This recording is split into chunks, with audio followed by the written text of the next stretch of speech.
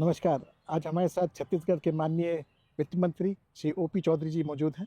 चौधरी जी, बहुत बहुत धन्यवाद हमसे बात करने के लिए। जी, नमस्कार, जय जोहार और आपका भी बहुत-बहुत धन्यवाद। आप सिविल सर्वेंट रह चुके हैं, 2005 बैच के आईएएस ऑफिसर, रायपुर कलेक्टर।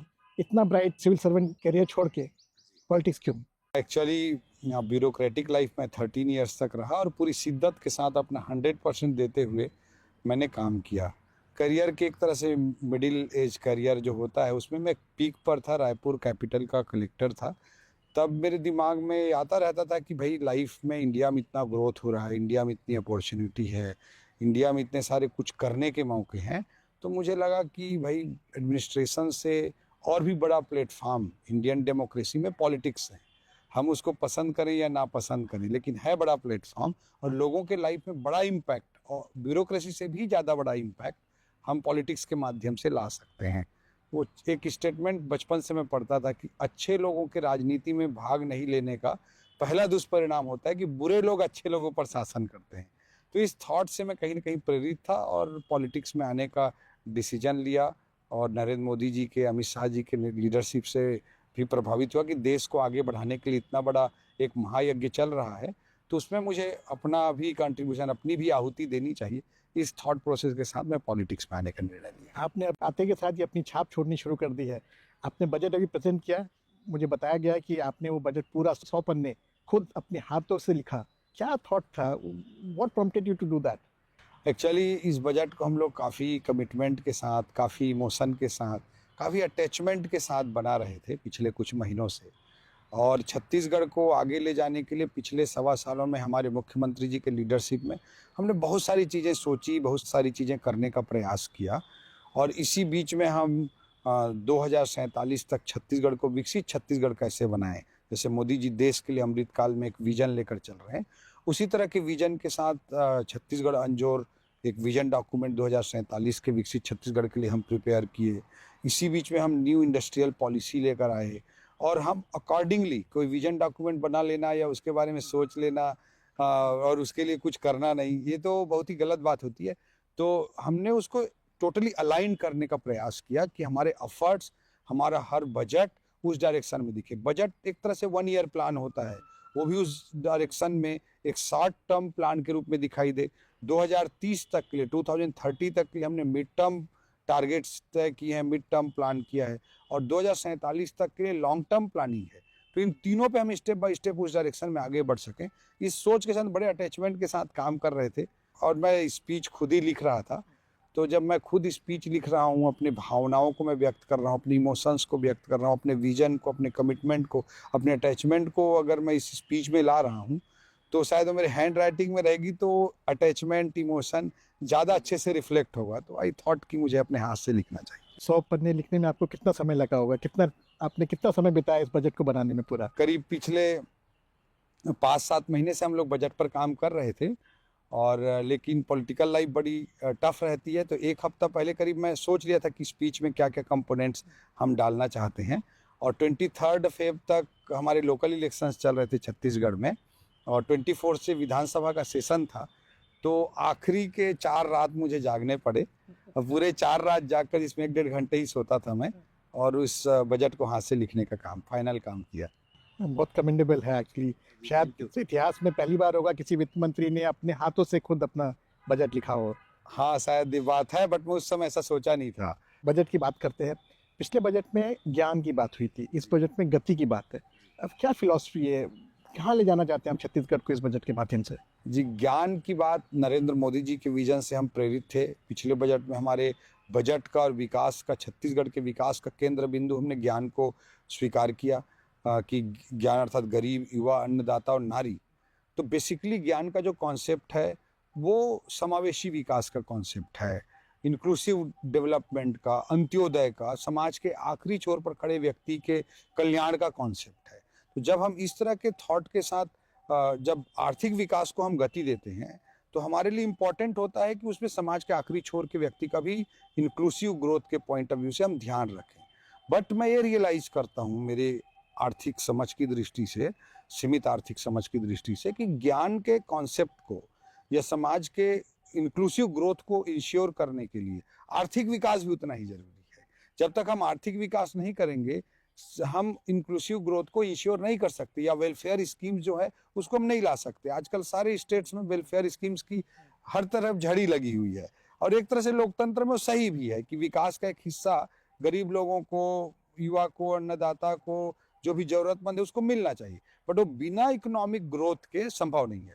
तो इसलिए हमने इस वेलफेयर के कॉन्सेप्ट को सस्टेनेबल बनाने के लिए गति की कल्पना की। गति अर्थात गुड गवर्नेंस, एक जी का अर्थ है गुड गवर्नेंस, ए का अर्थ है एक्सीलरेटिंग इंफ्रास्ट्रक्चर, टी का अर्थ है टेक्नोलॉजी, और आई का अर्थ है इंडस्ट्रियल ग्रोथ। तो ये 4 पॉइंट्स की स्ट्रेटजी के आधार पे हमारी फिलॉसफी है कि रैपिड इकोनॉमिक ग्रोथ को हम इंश्योर करेंगे, और रैपिड इकोनॉमिक ग्रोथ जब होगा तो सरकार के पास फिनेंशियली कैपेसिटी होगी कि वेलफेयर स्कीम्स हम ला सकें और इंक्लूसिव ग्रोथ को, अंत्योदय को सुनिश्चित करते हुए हर वर्ग का कल्याणकारी कार्य कर सकें। आपने अभी शॉर्ट टर्म और लॉन्ग टर्म टारगेट्स की बात की, तो 2030 तक छत्तीसगढ़ को आप कितना बड़ा इकोनॉमी बनाने का टारगेट रखा है, और 2046 तक जैसे प्रधानमंत्री जी ने कहा है विकसित भारत, तो विकसित भारत के लिए छत्तीसगढ़ का विकसित होना कितना ज़रूरी है?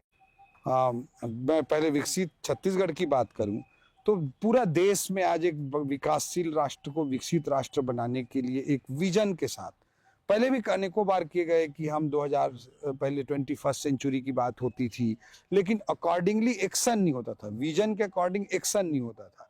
बट 2047 तक नरेंद्र मोदी जी ने जो विकसित भारत बनाने की बात अमृतकाल के विजन के रूप में स्थापित किया है, तो एक स्टेट के रूप में छत्तीसगढ़ की या किसी भी स्टेट की मैं मानता हूँ कि ये बेसिक रिस्पॉन्सिबिलिटी है उसके स्टेट के लोगों के लिए कि जब भारत विकसित बनेगा तो उस विकास की दौड़ में कोई स्टेट पीछे ना छूट जाए। एक स्टेट गवर्नमेंट के रूप में हमको इस बात की चिंता करनी जरूरी है, और देश के विकास में भी हमको कंट्रीब्यूट करना हमारा ड्यूटी भी है, और हमारे लोगों का राइट भी है कि देश जब विकसित राष्ट्र बनेगा तो छत्तीसगढ़ पीछे ना रह जाए, यहाँ के 3 करोड़ लोग पीछे ना रह जाए, इसकी चिंता करने एक स्टेट गवर्नमेंट की जिम्मेदारी है।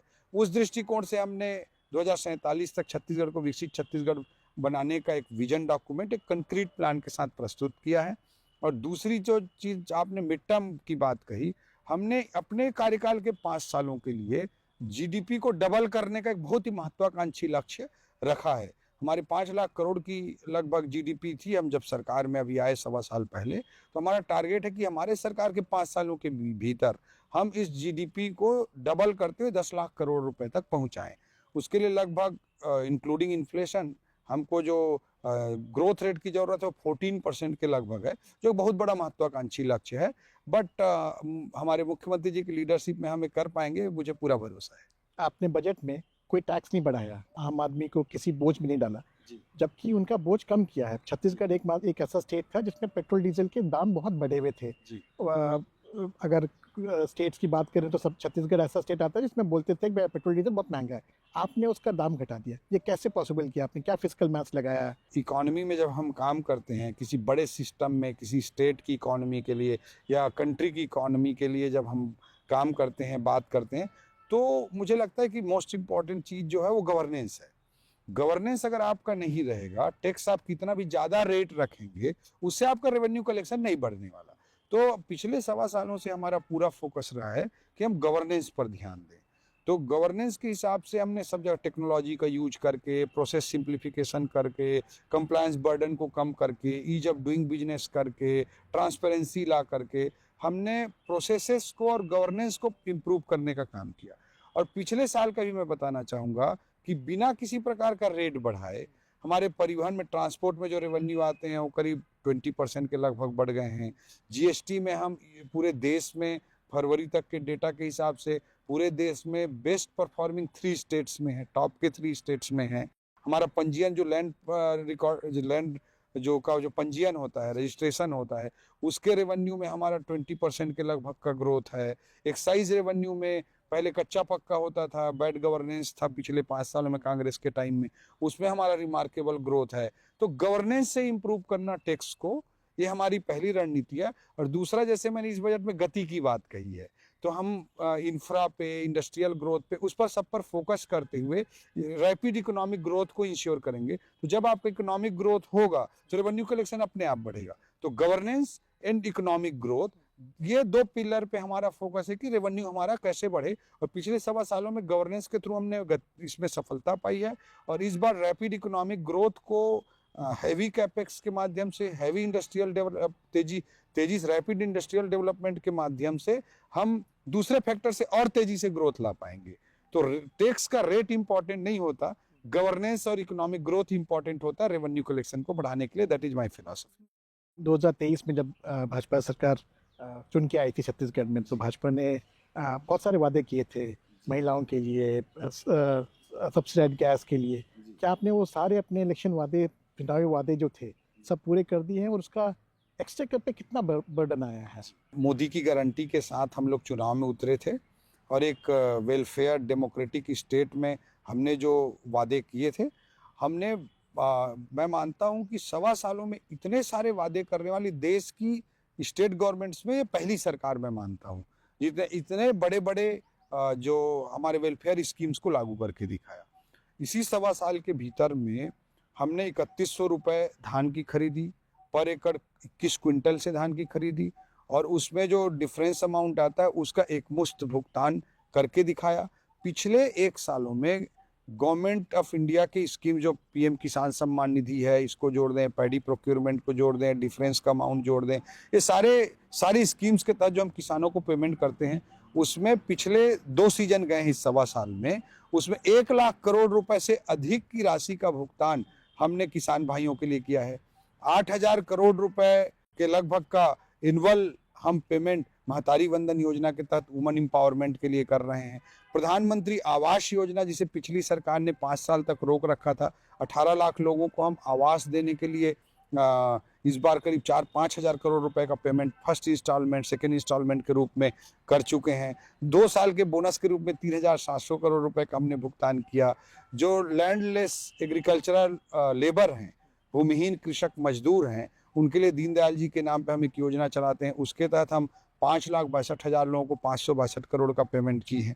तो ये सारी चीज़ें हमने मेजर जो हमारे वादे थे उसमें से लगभग 90% से ऊपर कर चुके हैं, और इतने सारे वादों को पूरा करने वाली देश की एकमात्र पहली राज्य सरकार मैं बोलूँगा जितने इतने बड़े बड़े वादों को 1.25 साल के भीतर पूरा किया है। But at the same time मैं आपको कहना चाहूँगा कि हम वेलफेयर स्कीम्स के लिए इतना एग्रेसिवली काम कर रहे हैं, जो हमने डेमोक्रेटिक सेटअप में इलेक्शन में जो जनता के लिए वादा किया था, but at the same time हम रैपिड इकोनॉमिक ग्रोथ को इंश्योर करने के लिए इंफ्रा पे, इंडस्ट्रियल ग्रोथ पे भी पूरा फोकस कर रहे हैं। इंफ्रा पे हम लास्ट ईयर्स के कंपैरिजन में इस बार का कैपेक्स 18% के ग्रोथ के साथ हमने प्रोजेक्शन लिया है। हमने पीडब्ल्यूडी की सड़कें हों, इरिगेशन के प्रोजेक्ट्स हों, सब में हमने बहुत सारे चीज़ों को इंश्योर किया है। 5,000 करोड़ की पुरानी सिंचाई परियोजनाएं जो बरसों से लंबित हैं, उनको कंप्लीट करने का 5,000 करोड़ का हमने एक को लेते हुए टारगेट रखा कि 1 लाख हेक्टेयर सिंचाई की नई सुविधाओं का हम विकास करें। डबल इंजन की सरकार होने के कारण पिछले 1 साल में हमको करीब 20,000 करोड़ के नेशनल हाईवे सैंक्शन हुए हैं। इंडस्ट्रियल ग्रोथ के पॉइंट ऑफ व्यू से मैं बात करूं तो हम नई इंडस्ट्रियल पॉलिसी लेकर आए। इंडस्ट्री सब्सिडी का जो बजट होता था उसमें लगभग हमने 3 गुने का 3 टाइम्स का ग्रोथ किया। पूरे इंडस्ट्री डिपार्टमेंट का बजट हमने डबल कर दिया एक ही साल में। तो हम रैपिड इकोनॉमिक ग्रोथ को भी इंश्योर कर रहे हैं कि रैपिड इकोनॉमिक ग्रोथ ही वो जरिया है जिससे हम वेलफेयर स्कीम्स को आगे भी सस्टेनेबल तरीके से रन कर पाएंगे। आपके बजट में कुछ बड़ी यूनिक चीज़ें थी। एक होम स्टे पॉलिसी है, एक तरफ फूड पार्क है। तो आप टूरिज्म, एग्रीकल्चर, इकोनॉमी को कैसे बैलेंस कर रहे हैं? क्या करना चाह रहे हैं आप इन सब नई पॉलिसीज को लेके आके?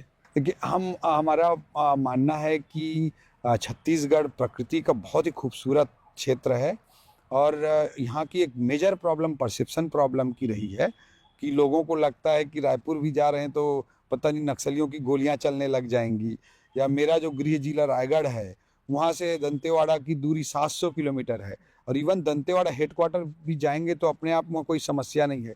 पूरा बस्तर केरल से भी बड़ा क्षेत्र है, बस्तर क्षेत्र ही केरल राज्य से बड़ा क्षेत्र है, लेकिन पूरे बस्तर के लिए हमने धारणा बना ली, जबकि वहाँ भी कुछ ही % एरिया में माओवाद है। तो इस परसेप्शन प्रॉब्लम के कारण हमारे प्रकृति का जो खूबसूरती थी उसमें हम उसको एक्सप्लोर नहीं कर पाए, वहाँ के लोगों को उसका बेनिफिट नहीं मिल पाया है। तो हम लोकल ट्राइबल्स को इंगेज करते हुए होम स्टे पॉलिसी लेकर आए हैं, जिसमें हमारे लोकल ट्राइबल ब्रदर्स सिस्टर्स, हमारे भाई बहन को हम होम स्टे पॉलिसी के तहत टूरिज्म की दिशा में हम आगे बढ़ा सकें और उनके आय में हम अच्छी वृद्धि कर सकें। मैं आपको मेंशन करना चाहूँगा कि यूनाइटेड नेशन का वर्ल्ड टूरिज्म ऑर्गेनाइजेशन है, उसने पूरे दुनिया में कंपटीशन कराया था कि बेस्ट टूरिज्म विलेज कौन सा हो सकता है। उसमें हमारे बस्तर के कांगेर घाटी जो है नेशनल पार्क है, उससे लगा हुआ धुड़मारास करके एक गाँव है, उसको वर्ल्ड के टॉप 20 टूरिज्म विलेज में सिलेक्शन मिला है। तो वो होम स्टे का ही काम वहाँ पे चल रहा है। तो इस तरह से हम ट्राइबल, हमारे आदिवासी भाई बहनों के लिए eco tourism home stay policy के माध्यम से प्रमोट करना चाहते हैं। इससे लोगों को बहुत तेज़ी से रोजगार मिलेगा। हमारे छत्तीसगढ़ की प्राकृतिक सौंदर्य को सही तरीके से हम लोगों के हित में, गरीबों के हित में उपयोग कर पाएंगे। Food processing, minor forest produce का जो प्रोसेसिंग है वो हमारे छत्तीसगढ़ की इकॉनमी के लिए बहुत इंपॉर्टेंट है। हमारे छत्तीसगढ़ का इकॉनमी बहुत कुछ एग्रेरियन इकॉनमी भी है, और जो हमारे फॉरेस्ट एरिया इमली है, महुआ है, चिरौंजी है, कोदो कुटकी जो श्री अन्न है, इस तरह की चीज़ों को लेकर बहुत सारी संभावनाएं हैं। तो इसको फूड प्रोसेसिंग से लिंक करके हम हमारे किसानों की आय को वास्तविक अर्थों में आगे बढ़ा सकते हैं और सस्टेनेबल तरीके से आगे बढ़ा सकते हैं, क्योंकि प्रोसेसिंग के वैल्यू एडिशन से ही एक्चुअल में किसानों को लाभ मिल पाएगा। बजट में आपने मिनी मेट्रो की भी बात की, इंफ्रास्ट्रक्चर की आप बात कर रहे थे, मिनी मेट्रो की बात करें, सर्वे की बात करी है, तो कहाँ कहाँ मिनी मेट्रो लेके आना चाहते हैं छत्तीसगढ़ में, किस किस सिटी में लेके आना चाहते हैं, और अ, छत्तीसगढ़ वासियों को कब पहला मेट्रो देखने का नसीब होगा? इसमें बहुत स्पष्ट विजन है हमारी सरकार का।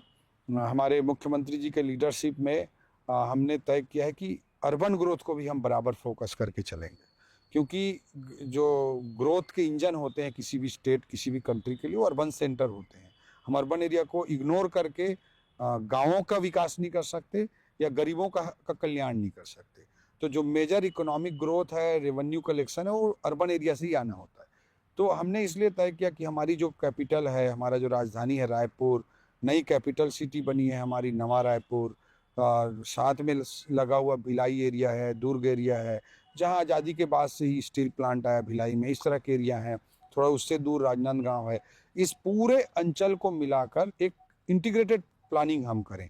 सैलोस में प्लानिंग होती है, बाईपास निकालना है, रिंग रोड बनाना है, तो दुर्ग वाला दुर्ग के रिंग रोड की सोचता है, भिलाई वाला भिलाई के रिंग रोड की सोचता है, रायपुर वाला रायपुर के रिंग रोड की सोचता है, कि राजनांदगांव वाला राजनांदगांव के रिंग रोड की सोचता है। तो एक इंटीग्रेटेड प्लानिंग बड़े एरिया को हम कर लें, और इसीलिए हमने एनसीआर की तर्ज पे, नेशनल कैपिटल रीजन की तर्ज पर एससीआर, स्टेट कैपिटल रीजन बनाने का प्लान भी कर लिया है।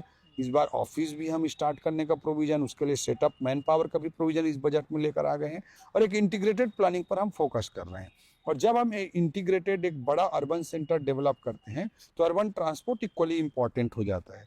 तो उस पॉइंट ऑफ व्यू से इस बजट में हमने डिक्लेयर किया है कि रायपुर से दुर्ग तक का फिलहाल फर्स्ट फेज में हम सर्वे कराएंगे मेट्रो के पॉइंट ऑफ व्यू से, और इस हमारा टारगेट है कि इसी वर्ष इस सर्वे का काम किसी भी हालत में चालू हो जाए, और हमारी सरकार के इसी कार्यकाल में मेट्रो का काम चालू हो जाए, हमारा टारगेट है, और ये हम करके रहेंगे हमारे मुख्यमंत्री जी के लीडरशिप में।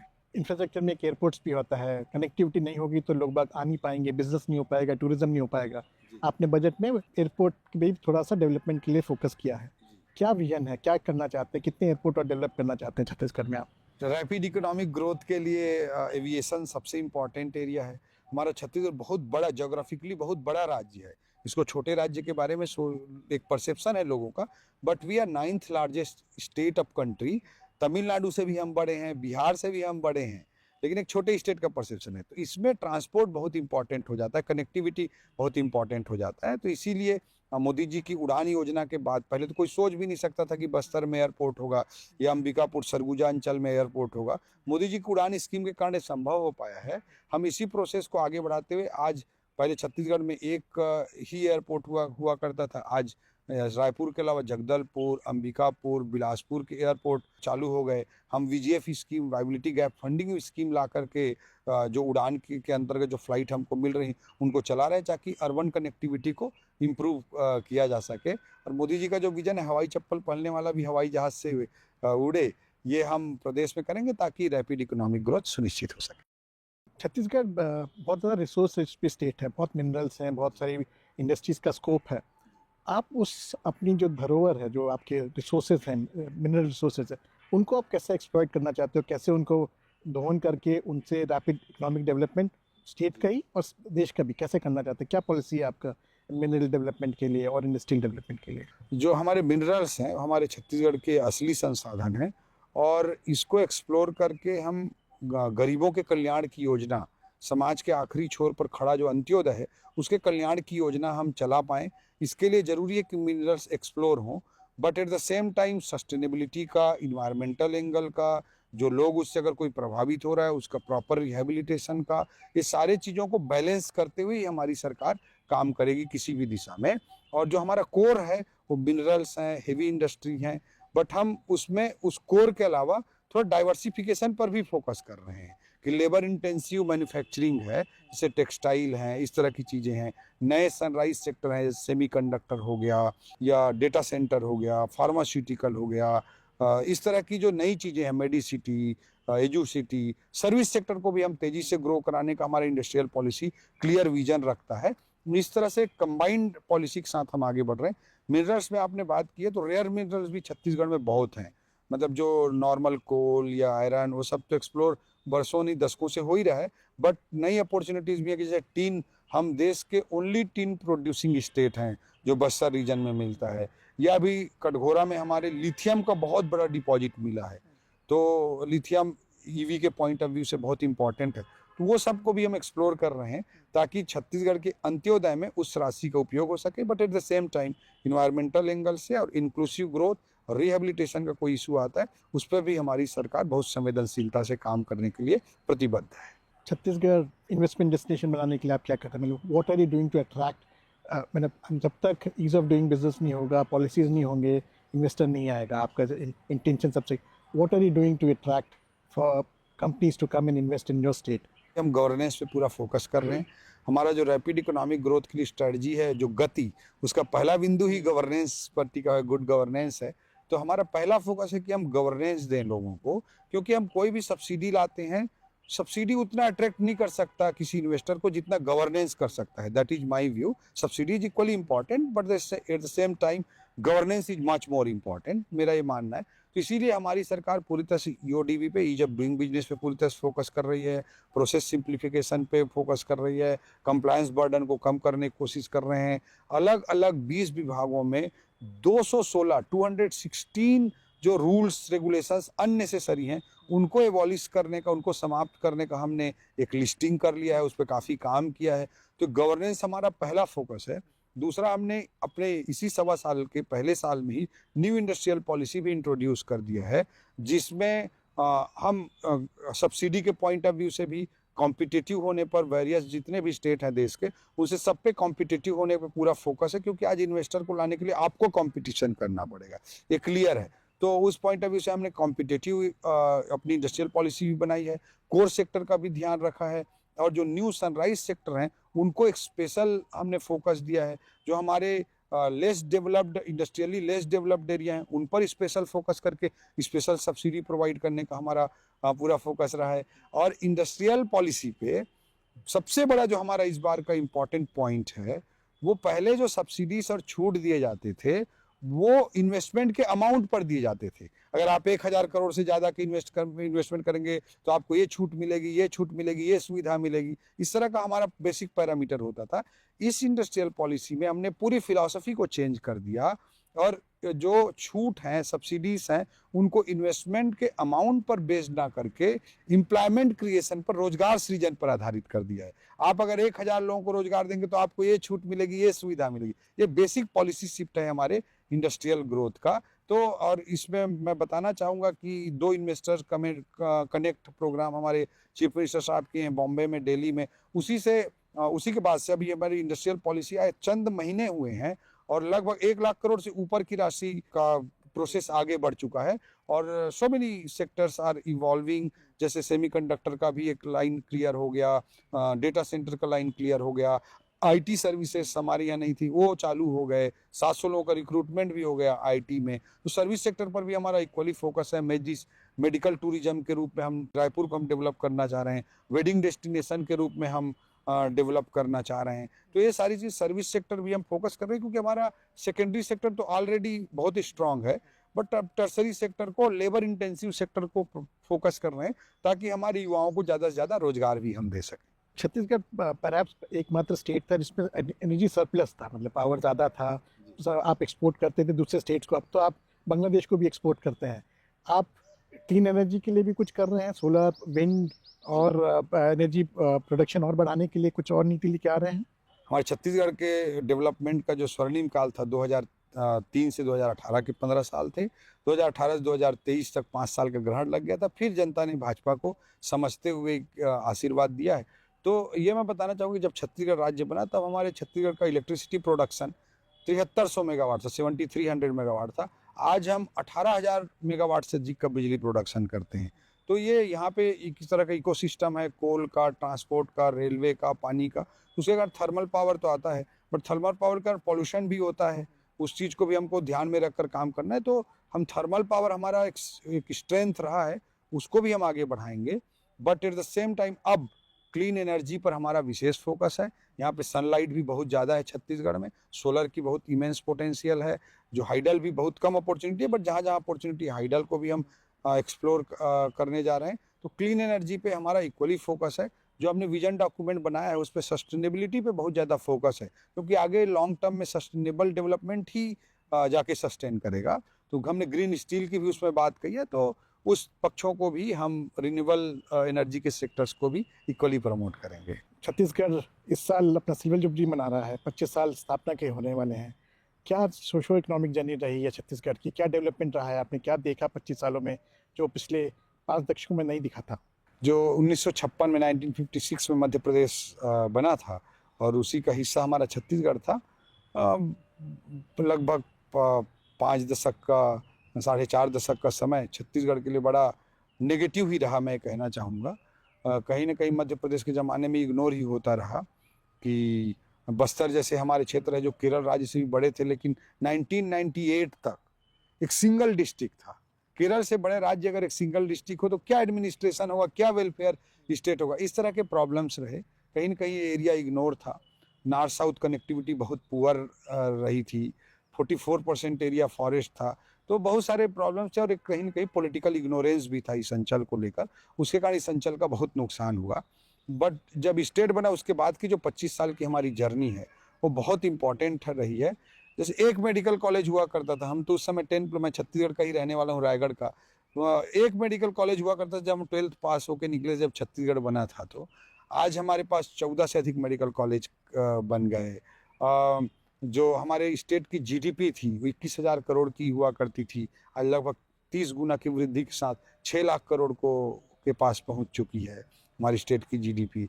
हम पर कैपिटा इनकम बड़ी मुश्किल से 10,000 के आसपास हुआ करता था, वो आज 1,62,000 के लगभग पहुंच गया। जो हमारे बजट का साइज जो 5,700 करोड़ हुआ करता था स्टेट बनने के समय, आज उसमें भी लगभग 30 गुना वृद्धि के साथ 1,65,000 करोड़ पे हम पहुंच गए हैं।